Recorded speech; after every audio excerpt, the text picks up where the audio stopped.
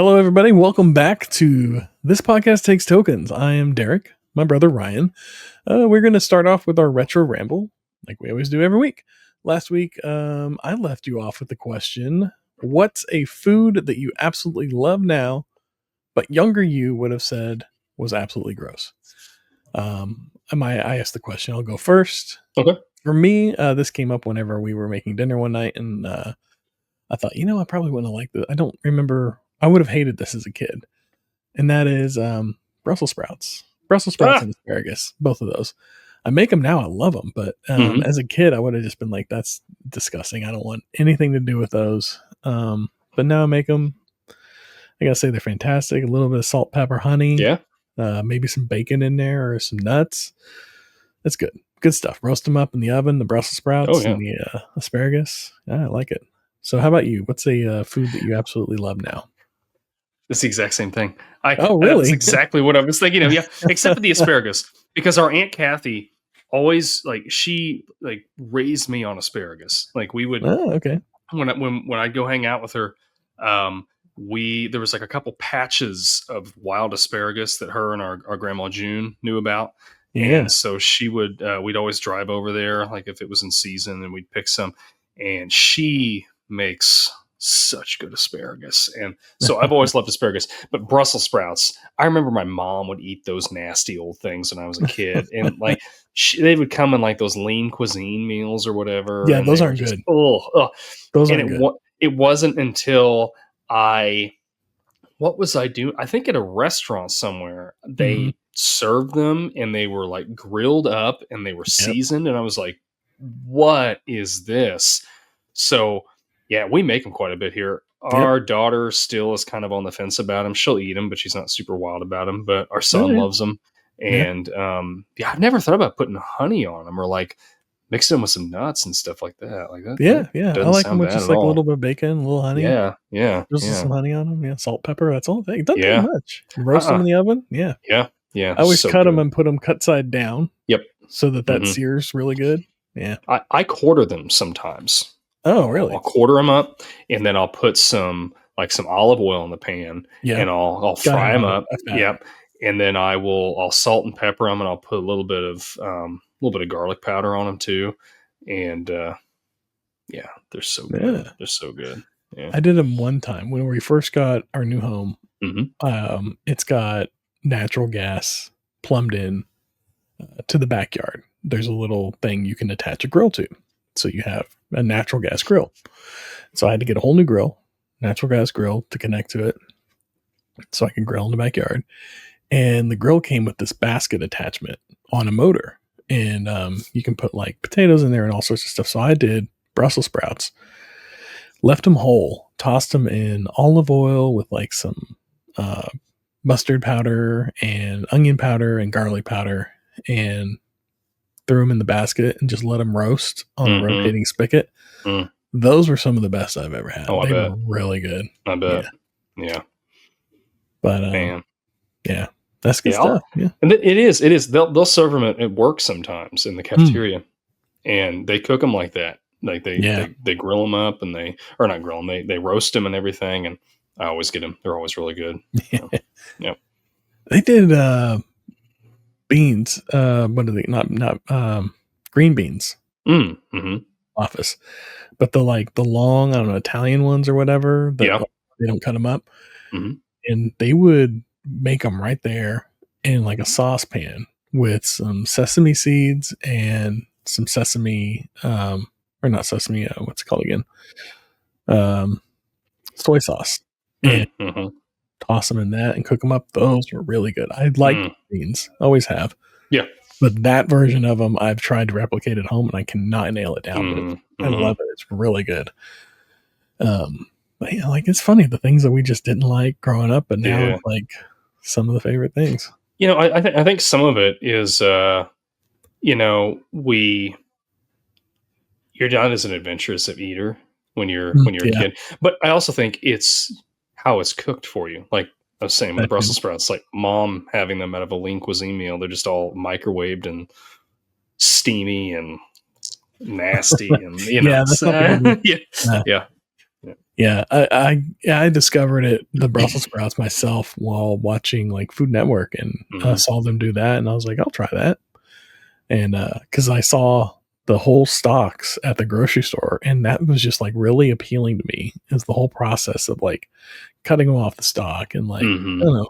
I think just like making a meal like that from scratch just makes it a little better too, and like being involved in that process helps a lot.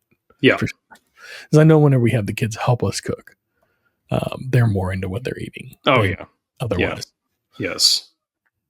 But all right, so that was our foods that we love now, but wouldn't have liked as kids. I would like to hear from y'all. If you want to send us in some foods that you liked, you like now that you didn't like as a kid, that would be a fun little conversation starter. We'll talk about here. Yeah. If it's different, if it's the same, I'm curious. But with that, why don't we go ahead and roll the opening and get this episode started.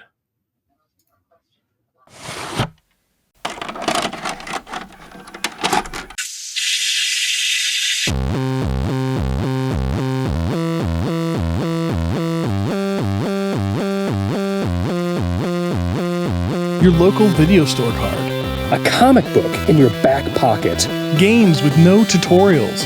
Music you had to discover. And drinking water straight from the hose.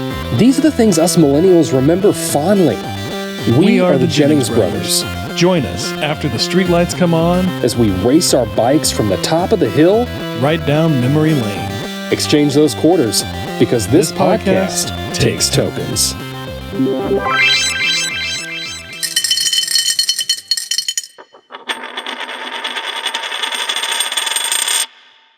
Listen up, Meow, and wipe that sweaty smile, or wipe that sweaty brow. Tonight we're talking about one of the best Highway Patrol movies ever. Now bear with me as we meow through some numbers and facts before we dive in. Now, one thing I'd like to do before, milking the meow is talk about the budget, the grosses. Meow, follow and we'll find out a little more information. Now, Brian, are you ready to get into it, Meow? Sorry, I'm laughing. It sounds like you're saying meow. Like I'm saying meow? Yeah. Do I look like a cat to you? No, sir. I'm sorry. Sorry, sir. Yes, that's right. We were talking about Super Troopers today. Super Troopers. Sorry, I was stuck on meow and had to remember. It's I had to remember where we were at. Yeah, I had to remember where I was. Yes, in the bit and everything. This was my fun little opening for it. I hope it didn't turn you off too much, but yeah, Super Troopers. This is like, I love this movie. I still like this movie. This movie was a lot of fun to rewatch, I thought. Do you enjoy your rewatch? Is this the first time you've seen it, or have you seen it before? No, I watched it. I remember watching it in high school. Okay. I didn't care for it as much on the rewatch this time. Oh, okay. Interesting. But, yeah. We can get into that. Yeah. All right. Well, for everybody else, welcome back to This Podcast Takes Tokens. We are talking about Super Troopers. The movie came out on February 15th in 2002 with a budget of $3 million. Another $3 million budget. Wow. I think last week's was $3 million as well. How do you think this one did? Opening weekend. I'll say it recouped its money. Recouped its money and then some. $6.2 million. Oh, wow. Wow. Okay. Yeah, okay. Did a lot better than I thought. Yeah. Right. Worldwide gross? Any guesses there? Worldwide gross. 25 million. 25, close. 23.2. Oh, yeah. Okay. Yeah. Okay. Did pretty decent. I know, $3 million budget. That's pretty good. I guess that is good. Sequel eventually. It took almost 20 years, but they did get him a sequel. One more stat to go over. Rotten Tomatoes, tomato meter. How do you think the critics felt about this one? Oh, I'm going to say it wasn't a very highbrow comedy, so I'm going to say 55%. 55 and 36%. Oh, this one was splatter. That hurts. Yes. That hurts. Not good. Ooh. Not good. Yeah. Didn't like it. But, as we've seen, the critics don't tend to like comedies. For some reason. They don't. Yeah. But how about the popcorn meter? Popcorn Who do you meter. think the fans thought of this movie? 73%. 73%. 90%. Wow. Yeah. I'm not surprised. That boggles my mind. It really does. It really does. Wow. Which I guess I probably would have given it a really good review when I watched this back in high school. I would have. Okay. Yeah. So you did enjoy it in high school, at least. I loved it in high school. I remember watching it like we were talking about before we started the show. Like I remember seeing it on DVD, and I don't know, like my friends and I, we must have picked it up at like Movie Gallery or something like that and watched it. And we watched that several times. We'd go and re-rent it and watch it. And I think finally one of us bought it. It wasn't me, but one of us did. But yeah, we watched that a lot, and we would quote it. Like it was one of those things like we've talked about before, like the early 2000s, mid 2000s, there was just great comedies. And it was completely quotable. And I loved it in high school. Yeah. It's fun.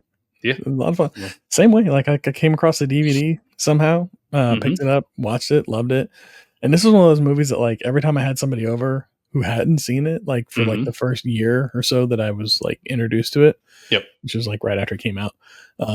If I would ask people, have you seen it? And if they said no, we're watching this movie. Like that's how much I enjoyed it. I just thought it was so much fun. It was funny. And, like that whole opening scene that really grabs. Oh, like, if you're not laughing in that opening scene, then you're not going to enjoy the movie. Yeah, but I enjoyed the opening scene. Yeah, I still enjoyed that. Rewatching it, I thought that was really good. Still, I was the guys, the burnouts that are in the vehicle are just they're great. Right, they're great. I had a note on here, just the smoothness of the passenger when he like ditches the weed out the window. He just we're good. After they made that poor guy eat all of the other stuff, you're gonna have to give me that $100 and what was it, $35? $130. Whenever you get a chance. That's not cool, dude. Yeah. And then like he's just sitting in the back, progressively getting hit by all this stuff. Oh yes. Slowly. It's just like that little slow burn. That was so good. You can just see it like wash over him too. Oh yeah. That whole opening scene, that was, like I said, like that hooks you. And then they get pulled over and the cops are like kind of messing with them and they take their ID and then they just like they drive away. The guys are like, oh, okay, we're cool. And then suddenly they come back and he like the other guy like pretends like he's gonna shoot at them. Yeah. He puts his I was gonna put a cap in his butt. And then they just like immediately. I would love to see how many takes it took them to do that shot.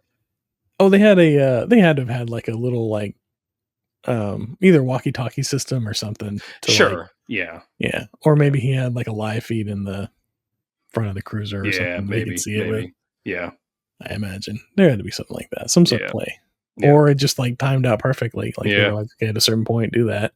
I don't know, but yeah, that was pretty good. And then it just like culminates with the car chase and the prank from the I forget all their characters' names. I don't remember. I remember Farva or whatever. Farva, like he stands out the most for sure. Yeah, or Rabbit and Ramrod and all that.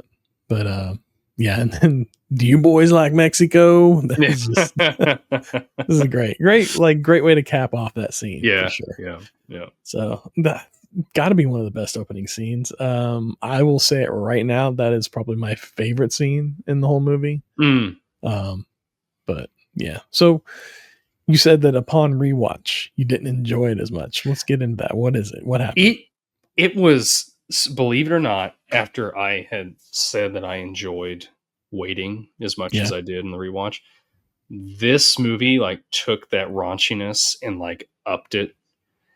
And I just didn't like it now. I did not like all the raunchiness in it. I was like, it just too much back to back, or you mean like from going from waiting to this? Yeah. I don't really know. So I will admit, part of it, my stepson was sitting in the room with me when I was watching this. That's a little awkward in some scenes. It was. Now, there were some scenes that, you know which ones I'm talking about, that were very inappropriate. He's 18. I didn't care about the language and stuff like that. But when I got to those, I fast forwarded. Like, I clicked through them pretty quick. Yeah, I skipped through them pretty quick. But I don't know. It's like some of the... I can't put my finger on exactly which things were said or like what was done, but I was just like, I really liked this kind of humor when I was younger, but like now I'm more into, not there's anything wrong with this humor, but I'm more of a dry humor guy now. Oh yeah. And so it just didn't hit with me the same way that it did before. Yeah, that happens. Yeah, we change over time. Yeah. Well, all right. Well, that was a fun episode, and there was still parts of it that I enjoyed. That opening scene is really funny. Yeah. So I'll agree with you on that. I like that. It's like overall, I'm like, if I'm looking at it as a complete package, will I watch this again? I probably won't go back to it again. But there were some good parts, and we can talk about those. Yeah. All right. So. Fair enough. Well, I'm giving you my favorite scene. What was your favorite scene? Maybe okay. Should we look at it from two different angles? Do you have a different favorite scene now than you did back then, or? Yeah, I think back then my favorite scene was the beginning. Was the first scene in the intro. I liked the meow thing. Like I was laughing at that, and I think Jeff. Gosh, what's that actor's name that plays Galifianakis? No, that's not Galifianakis. That's Jim Gray. Is it Jim? Jim Gaffigan. Yeah. He was really funny with it too. Like, just it was that whole interaction of like, are you saying meow? And what do you saying I'm a cat? And then like, no sir. He's looking at the end of that. He looks up at the other officer and he's like holding up 9 fingers. Like, you get one more in, so he just peeks his head in and goes meow, and then just yes. I liked that, and I liked. Oh gosh, why can I need to get this brought up here. Why can I not think of the character? Their captain. What was his name? Brian Cox's character. Yes. I loved that character. Even on the rewatch, I loved that character. Halligan. Yes. Yes. So funny. Like, he's just so straight laced until like, I'll believe that when it turns purple. Yeah. I was like Rainbow Sherbert. Yes. Right. The way he plays it, he just plays it straight, which just works. Even then, whenever he gets drunk, like that's still fun. Like he's still playing it. Like, I would almost believe that he was drinking. Like, it was very believable. But it's Brian Cox. He's a classic actor. He does anything he's in. He does a good job in it. Yeah. Oh yeah. Like, I mean, was he in Born Supremacy and he's in this? Like, could not be more opposites. He was in Brave. I think he was in Braveheart, wasn't he? Yeah, he was in Braveheart. Yeah, he played. I think he played William Wallace's father or uncle or something like that. I think that's right. Yeah, I think it was his uncle. Argyle. Yeah, I'm your uncle. That's right. But yeah, like, great actor. Love him and everything. Like, he was in X-Men, played Stryker. Yes. Yeah. Yeah, I think this was probably like the first movie that like was my touchstone for him. Like, every movie that I saw after this that he was in, even if it was a movie that I already seen, like the X-Men movies, I'd be like, oh yeah, it's a guy from Super Troopers. That's right. Yeah. See, mine was the Braveheart. Like, I remember seeing him in Braveheart, and because I was big into that movie. Yeah, and then everything subsequently after that. It's Uncle Argyle from Braveheart.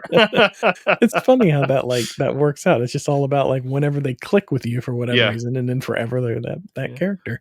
I remember being a kid, and I didn't quite grasp the concept of actors yet and how they portray different people and they're in different movies.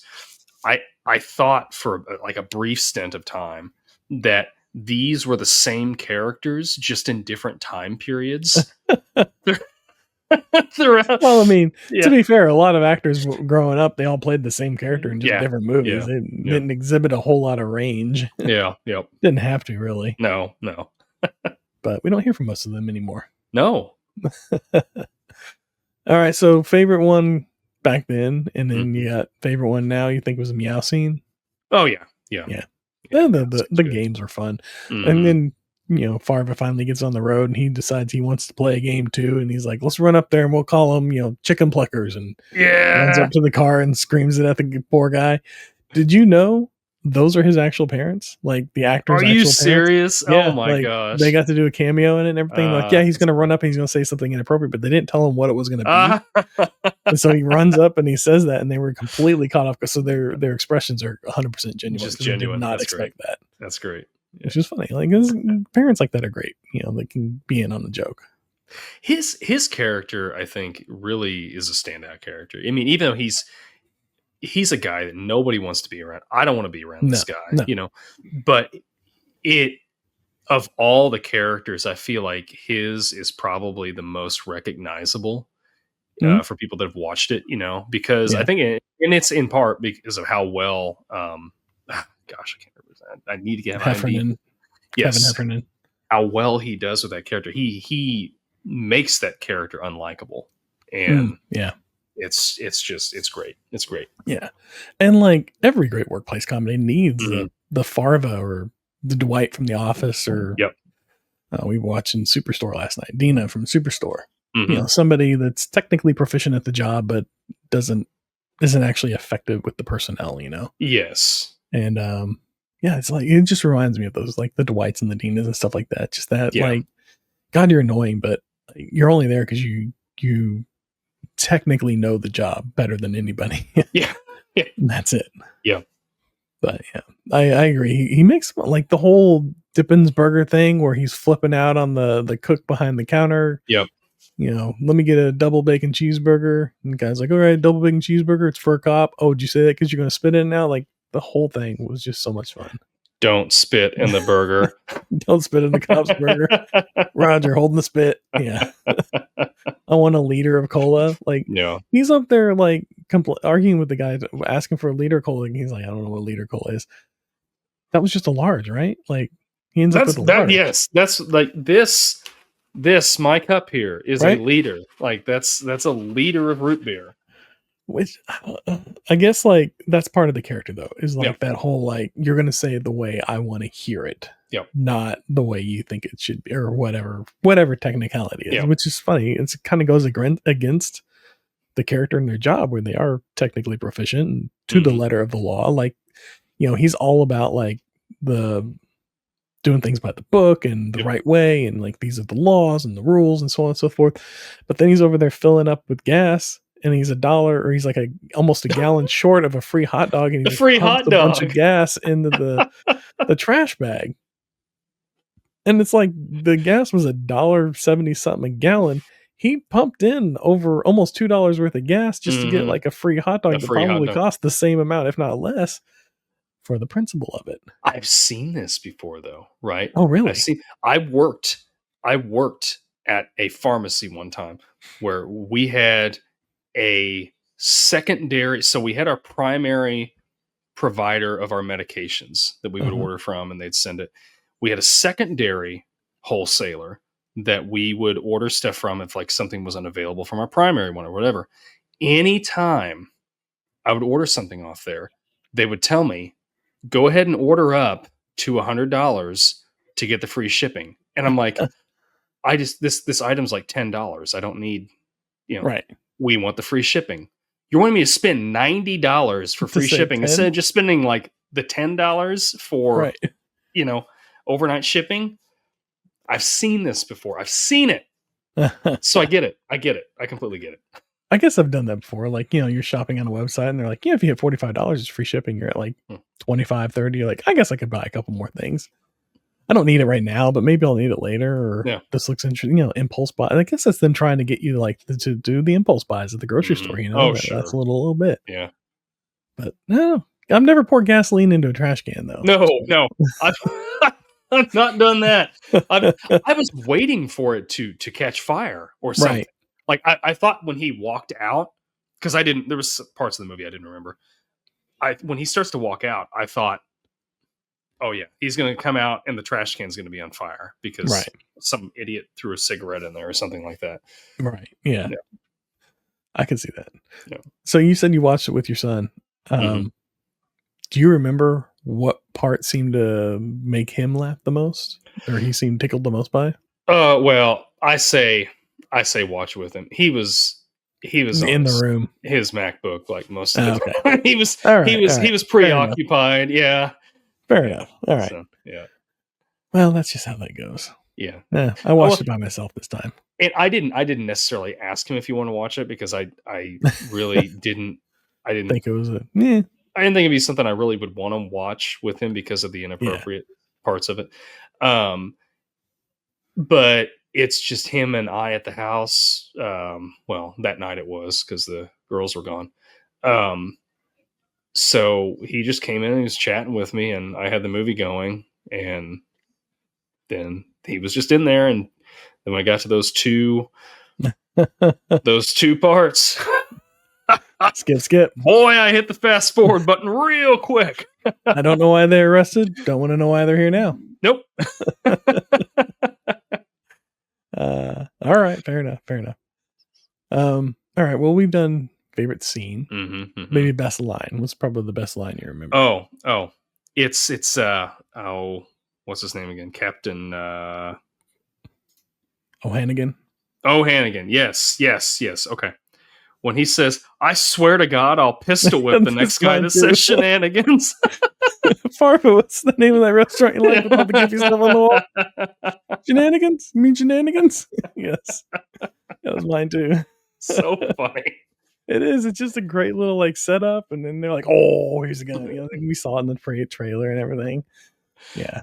Well, what's so good is it's how straight laced he is, and he says it because he's so annoyed with these guys. You know, he's like, we're gonna lose our jobs. Like, we can't be screwing around here.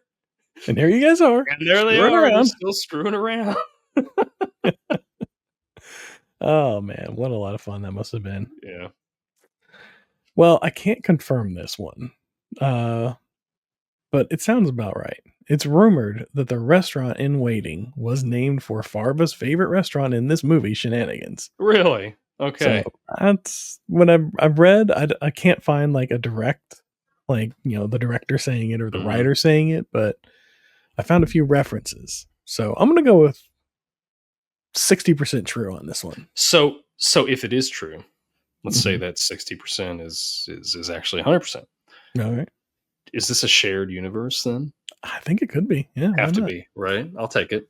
Works for me. I mean, there's absolutely no connection between the two movies, but no, not at all. Except for the restaurant name. It's a chain. It's got to be a chain.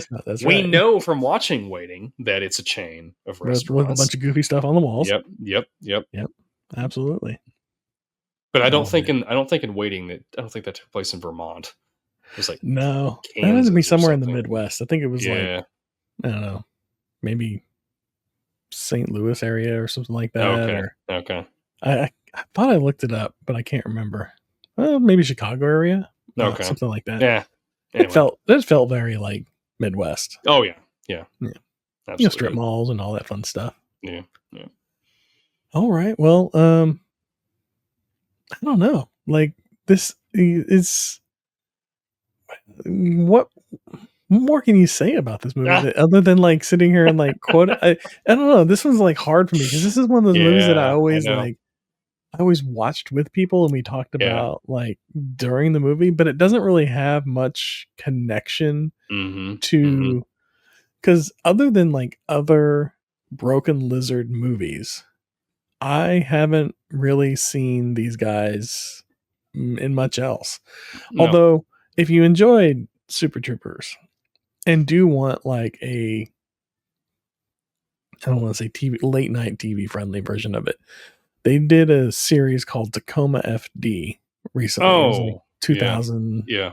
And that one was a lot of fun. It was very similar. It's got the Farva guy playing the police chief or the fire captain, and like his daughter is one of the police or the fire fighters, and then like it's just about a group of firefighters in a firehouse, and it's got like him and who's the guy with the cup, the Steve Lemmy guy, Mac. Okay. They're like best friends. They grew up together, and they're both firefighters in his house.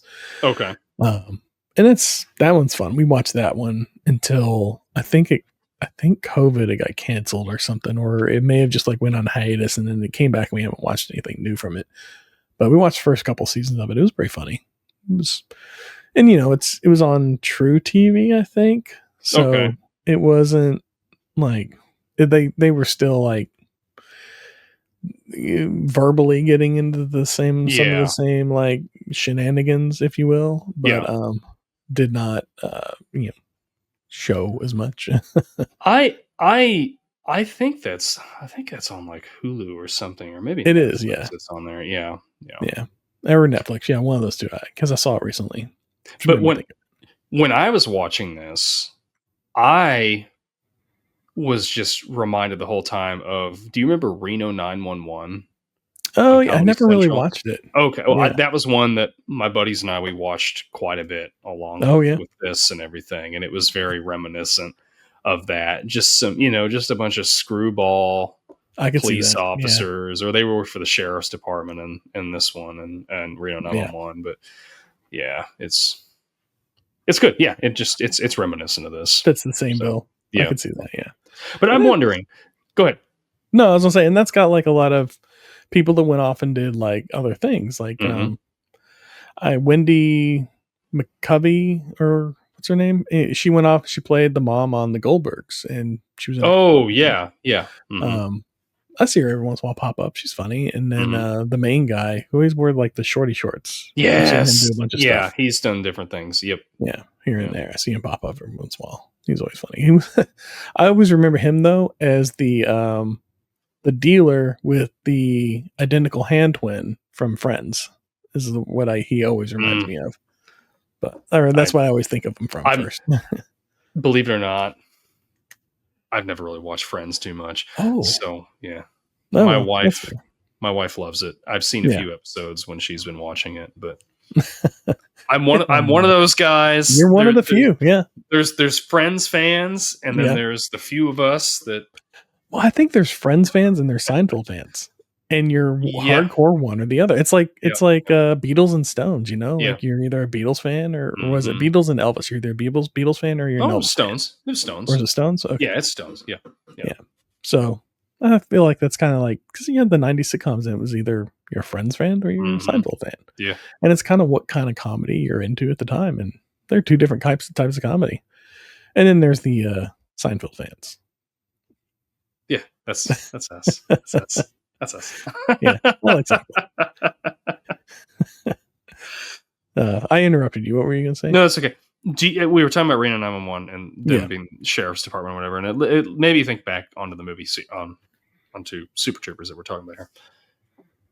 Do you really think in like small town America, is there a rivalry between the local law enforcement and the highway patrol? I gotta imagine there's something going on. I mean, they're always competing with like budgets and like seeing who can get the best like military surplus equipment. So I don't know. I don't know anybody personally. I don't know any of that. Well, I have no idea. I've got like, whatever I see online, which is who knows how true that is. Yeah. But I don't know. I like to imagine so, but hopefully friendly. Hopefully, right? I don't know. I do know one guy. All right. That he's just retired from the highway patrol. Did he have a rivalry with the local police? I don't know. If I run into him again, I'll ask him about it if I can. Now you have a topic of conversation. Yeah. Yes. So I was noting that this one was released in February 15th specifically. Seems like a lot of comedies get released right around this week, like right around Valentine's Day. I think a lot of couples go out to watch movies. And comedies are more gender neutral, I guess. Or everybody can agree on a comedy. Not rom-coms, though. I know. Isn't that weird? You would think there'd be more rom-coms that would come out. Waiting and, what is it? Super Troopers and other kind of a little more male, a lot of male energy, I should say, for a romantic movie. Although maybe that's like an appeasement on the woman's end. I don't know. I've never been on that end of it, so I don't know. There was romance in this movie, right? I suppose, yeah. There was a little bit of romance. Yeah. Getting locked in the back of the squad car. Or the squad car, yeah. How did they get that kids door with wrenches? Yeah. How do they do that? How did they get the door off there? I don't know, from the inside? That kind of makes me wonder how secure that is to begin with. I mean, right? I'm surprised they didn't just kick in the little cage thing on the back. Like, I can't imagine there's much holding that in place. Yeah. A couple bolts, right? Like, I imagine if you could kicks, you could take that out. I'm sure you probably could, yeah. Little plexiglass slider thing in the middle. Yeah. But yeah, not a well thought out plan there. No. Jumping in the back of the quad car. But to be fair, like, heat of the moment. Yeah. Heat of the moment. You don't think things through all the time. So there you go. She just end up in the back of the squad car locked in. I wonder how long they were locked in the back of the squad car for. How frustrating that must have been. Embarrassing. Would it be? Yeah. I don't know. It's a good story to tell, I suppose, in one day. Yeah. But have you ever chugged maple syrup? I have not. I've not been so inclined. In fact, I do have a little bit of trivia on that. Okay. So, what do you think they're chugging there? Iced tea. You think it's iced tea? Mm-hmm. It's maple syrup. You're kidding me. That's real maple syrup that they're chugging. It's real maple syrup that they're chugging. They tried iced tea with a little bit of syrup in it to give it some thickness, but couldn't get it to. It didn't look right. So for the wide shots, that's what they're drinking: the iced tea with a little bit of syrup to thicken it. But for the close-ups, it's 100% maple syrup that they're chugging. Gross. Yeah, awful. They said they chugged like dozens of bottles of maple syrup. How bad is that for you? I mean, that's awful. But in the scene where Farva is getting sick at the policeman's ball, he's actually throwing up. Like the actor is actually throwing up. Yes. Oh my gosh. So I imagine maybe they got sick off of chugging maple syrup and were throwing up at some point. And like other scenes where they had to throw up, they just like, let's use this here. Let's use it. Yeah. So that blows my mind that they would actually use maple syrup. Yeah, I love maple syrup. Is good. I'm not going to chug maple syrup. I don't think I could do even a shot of maple syrup without feeling awful. Oh my gosh. Definitely not now. I don't know. Maybe in my younger days. But maybe if it's like real maple syrup, it's not. I'm sure this isn't like that stuff that you go to Walmart and buy. That's high fructose corn syrup and sugar. I only buy maple syrup. Oh, I don't buy that stuff. Yeah, I'm cheap and I buy I buy high fructose corn syrup. But we don't use it that often. Like we'll make pancakes every couple of months. Like it's very rare that we actually use it. So whenever we do, we get the real maple syrup. Good stuff. It lasts forever. Keep it in the fridge. Yeah, it's kind of like honey. Good on other things. Yeah, it works in place of honey. Yeah. Oh, I might try that on my Brussels sprouts. Little pine nuts and some maple syrup. That'd be good. Canada it up. That's right. A little put on my Canadian tuxedo and grill some Brussels sprouts up. Yeah, I like that.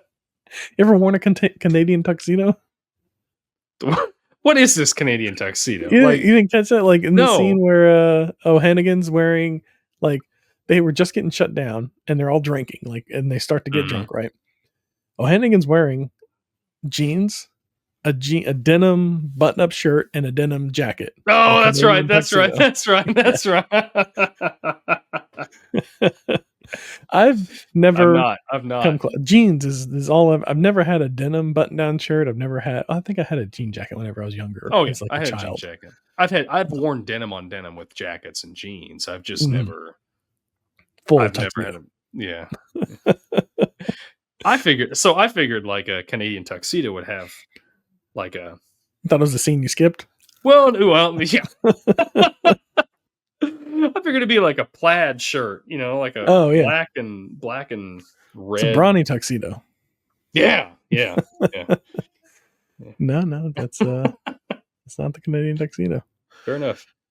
Well, did you catch? I found this one odd. I caught like this where they're outside the police station. Mm-hmm. I noticed that the tree right in front of the door was fake. Like, oh, okay. It's like a pole wrapped with like paper made to look like a tree. And it's got like a fake little box on the bottom and then like fake branches above it. I don't know if you caught that or not. No, I caught it on this rewatch. I thought it was odd. And so I'm like looking up, like trying to research why they would have faked this and what they could possibly be covering up. I couldn't find anything. It's very anticlimactic, I know, but I saw it and I just wanted to point it out. I thought it was weird. I don't know if anybody knows. I'm assuming that they were covering up a street sign, maybe, or something that pointed out that they weren't where they claimed to be shooting in Vermont. Like maybe it was like a California set or something. I don't know. I guess I could have gone and looked up like shooting locations. That the answer. But anyways. I found it on. It really stood out to me. Like it was just like a really fake looking tree. It just looked like cardboard and paper. You know what though? Weird. I'll take that because like the other day, my wife and I, we were laying down in bed and we didn't know what to watch. So we just put on like Unsolved Mysteries, right? Just on like the Roku live channel or whatever. They just run the whole series consecutively over and over again. And we came across one story where they were in Missouri. Oh. And they're driving down the highway and there's mountains in the background. I look over at Mindy and I said, I don't remember there being mountains, because it was like, it took place like maybe an hour away from where we live at. And I'm like, I don't remember there being mountains over in that part of the state. Maybe it was a really, really wide lens and it was just maybe so. I don't know. But my point being, I appreciate even if the tree looks fake, they've attempted. At least they tried. Yeah, they've attempted. It wasn't like Unsolved Mysteries where they're like, "Hey, have you guys been to Missouri? California's close, right? Yeah, they've got mountains in Missouri, don't they? They've got the Ozarks down there. Like it's good enough. It's close enough. Not North Missouri. Yeah, that's true. I don't know about. I can't think of. There are no mountains in Missouri, right? Like I can't think of any. No, I mean there's maybe hilly, really tall hills. Like there's one spot where they've got a pretty tall hill where they'll do like skiing and stuff like that. But it's like usually the snow is like artificial snow and everything. Unless it really snows here. All right. Yeah. We don't have any mountains, though. No mountains. Definitely no mountains. No. No. We got a lot of deer. A lot of deer. I know that for sure. But all right. Well, you got any more notes on Super Troopers here? I did like at the end. Yeah. Where they were hanging out with the burnouts again. Yes. They punked them. Yeah. And then they, stanky beer. Instead of arresting them, they just hung out with them. Yeah, it looked like a good time. Yeah. I think the guy, like, in the door opening, they're throwing things at him. He's like, ding, and like bouncing back and forth. Yeah. And then I think Farva throws like a fire extinguisher. Yeah. He's like, what is this? Yeah. But I love when he walks up the stairs. When they first see them, they're like, oh no. Like, yeah. But I love when that guy walks up the stairs. He doesn't see him yet. He's like, I love acid. And he looks and he starts screaming. So I guess maybe I didn't dislike this movie as much as I think I did. There were some really funny parts in it. Yeah. Yeah. So it's not family friendly. It's not family friendly. No. It's not. And there's a lot, but there's some things in there that aren't family friendly. Yeah. But that's I don't know. That's what it is. That's all. Like, I think Wayne's World is probably the most family friendly comedy that we've enjoyed still and watched. Mm-hmm. And even that wasn't 100% family friendly. No, like, it's PG-13. It was close. It was PG-13. Yeah. Mm-hmm. I would say there's probably one small bit that I would be a little uncomfortable watching with the family, but other than that, fairly. Yeah. But this, complete opposite end of the spectrum. Oh, no. I don't think I'd be watching this one with the kids anytime soon. Especially when you forget there's that scene in there. And you're just like, oh, that was my face. Oh, where's the remote at? I always remember those are coming up, and if we're watching a movie where I'm like, I know there's a scene coming up, and I've got two options here. I can take one of two roads. If the fork's coming, I can either stop it completely, which calls out that there's something that I did not want them to see, or I can find a way to distract them. Like, hey, can you go get this thing for me? It's so and so, wherever, whatever it is, and distract them just long enough for the scene to pass or for me to skip it. Yeah. And then they come back in, and it's as if it never happened. So I kind of do some magic like that a little bit. Like if I'm playing a video game, not necessarily with our son, but with our daughter, because she's like 9. I'll play games sometimes that, there's some language in them or whatever. Like and I always play subtitles on because I'm old and I can't hear as well, and it's easier for me to read. And when which is handy because like she'll be in the living room doing something and I'll see like a cuss word coming up, like, like the F word, or something. And as soon as they go to say it, I'll cough real loud so she can't hear it. And then it goes on, and that's dad magic. That's dad magic. You just got to grab the remote, hit the mute button, strategically, tag on and off. Well, all right. Well, if you got nothing more on the show or on the topic at hand, the movie Super Troopers, I think I'm gonna call it a wrap there. I think we're pretty good. Yeah, I think we are. Thank everybody for hanging out with us and listening to it. We got a couple more things here before we wrap up, and a new thing that we're doing just for the live crew. If you're watching this live on YouTube, after the credits roll, that's where the podcast ends. But we keep talking a little bit sometimes. And after the credits roll from now on, we're going to watch the trailer for whatever the next episode is going to be about and kind of give our reactions there.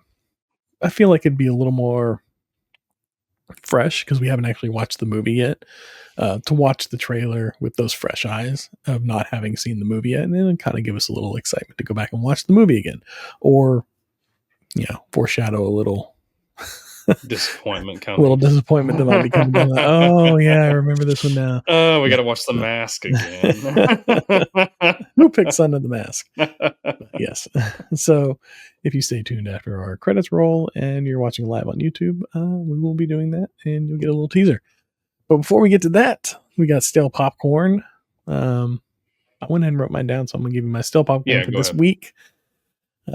Dean on Waiting. So you had asked me the question. I can't remember what you said. You said, was Dean right for confronting his friend and giving him the money back, or how he felt about it? Or was it the redneck guy? It was the redneck guy. You asked about the redneck guy. Yeah.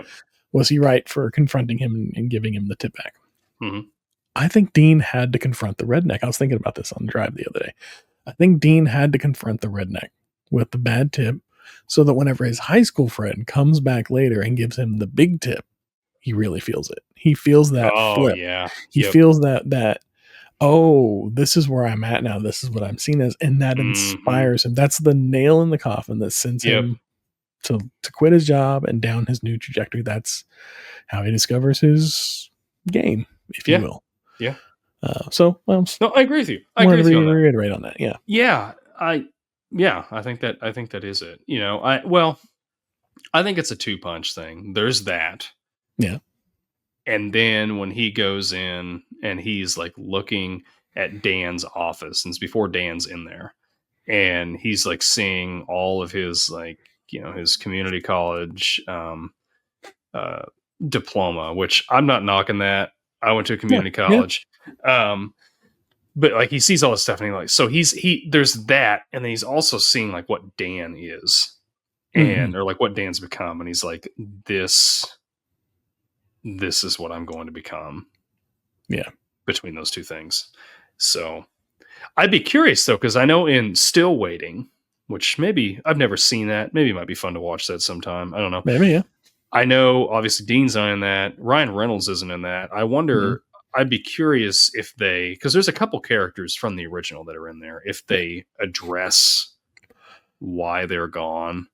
I did see in the stuff for Waiting that Dean does make a cameo in the sequel. Okay. Because Justin Long said in an interview that he wished he hadn't come back for the sequel. Oh, okay. For whatever reason. He wished he would have just left his character alone or something like that. So I'm guessing his character shows up in the sequel. Not that should dissuade anything. I think it'd be a good rewatch, like we've never seen it before type of thing. Whenever it reaches 20 years, we can go back and watch it, I think. Yeah. But sorry, I think I cut you off. No, that's okay. I mean, and I guess piggybacking off of all that for our stale popcorn, what do you think that Monty went off to do? Do you think that Dean inspired Monty to get control of his life? Well, I'm pretty sure Monty got arrested. I don't think we ever saw Monty again. No, he's waiting until Natasha's 18. if he wasn't after this, he was definitely Me Too'd at some point.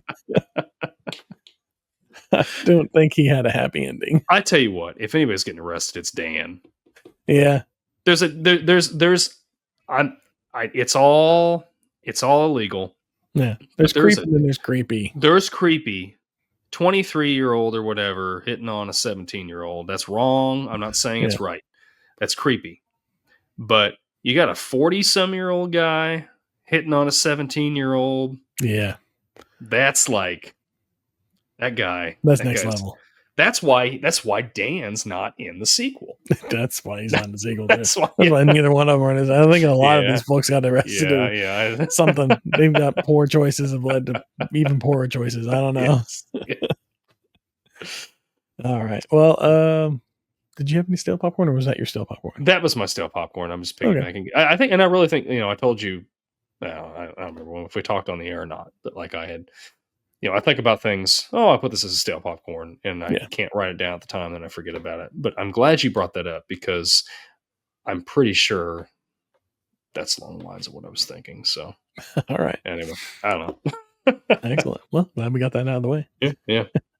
Did we have any gum under the seat this week? No gum under the seat this week. Leave us some comment. Well, we can. I guess we can address here. We did have a comment during the live show. During the live show here, Nathan Dillon. From YouTube, he was asking us, hey, do you guys have day jobs, or do you make enough, make enough off this just to continue? And he said, no hate, just curious. Yeah. We have day jobs. Absolutely. We make absolutely no money on this. No, this is a hobby. This is a hobby. It's a way for us to, we live states apart. It's a way for us to talk every week. So this is it. This That's all it is. Yep. Just we having conversations, bringing y'all in. But maybe one day, hopefully, if you subscribe and share, and let your friends know. That's right. Maybe we can make money off it one day. But I'm trying just enough to cover costs and maybe a little in our pocket. That'd be nice. Yeah, little bonus. But yes, I have a day job. You have a day job. I work in not construction, not fine woodworking, carpentry type stuff. Doing little projects here and there for people. Yeah. They want something custom done. I come along and I do that, bookcases, things like that. I don't know if you want to share what you do. Yeah. I work in a pharmacy in a hospital. So I make chemo up and all that fun stuff. You go to the hospital and you're sick, I'm probably the one making the medication for you. So that's what we do. Hopefully you don't see us around. Hopefully not. Well, you maybe. Yeah. I want a custom cabinet. That's right. Hope you don't see him around. Like, what are you saying about your work? Is it? Well, yeah. Go see him for custom woodworking. Don't come to the hospital for sicknesses. That's right. Yes. Yeah. All right. Well, with that, I think I just got turn it over to you for your retro ramble next week. You can sign us out. Yeah, retro ramble for next week. Okay, what was your favorite game growing up? Now, I'm not talking about video games. I'm talking about it can be either a board game or like a game you made up with your friends or hide and seek or whatever. Like something that you did socially with people. Because back when we were growing up, the only way you could socially play a video game with somebody is if you were sitting on the couch with them and player two. Player two. Give your brother the controller that's not plugged in, things like that. Thanks for doing that. I appreciate that a lot. Yeah. So you didn't know any different. No, I didn't. And to be fair, I did that with my daughter when she was real little too. Yeah. She was completely. They love it. They have a good time. So, non-video game related, what was your favorite game growing up? We'll discuss it next week. Leave us a comment about it if you want to let us know, and we'll read it on the air next week. Yeah, we'd love to hear yours. Yeah. So, with that said, we've reached another checkpoint, my friends, my amigos. Remember, sharing is caring. We've already talked about it. Reviews help a lot. Leave us a review if you can over on Apple Podcast, also on Spotify. Like, subscribe, share, tell everybody you know about us, and maybe one day we'll make a little money off this. I don't know. I was gonna say we'll be famous. Who knows? We'll be household names in like at least we'll be households. Yeah, exactly. Anyway, thanks a lot for listening. Be kind, rewind. We will see you next week. See you later, my friends.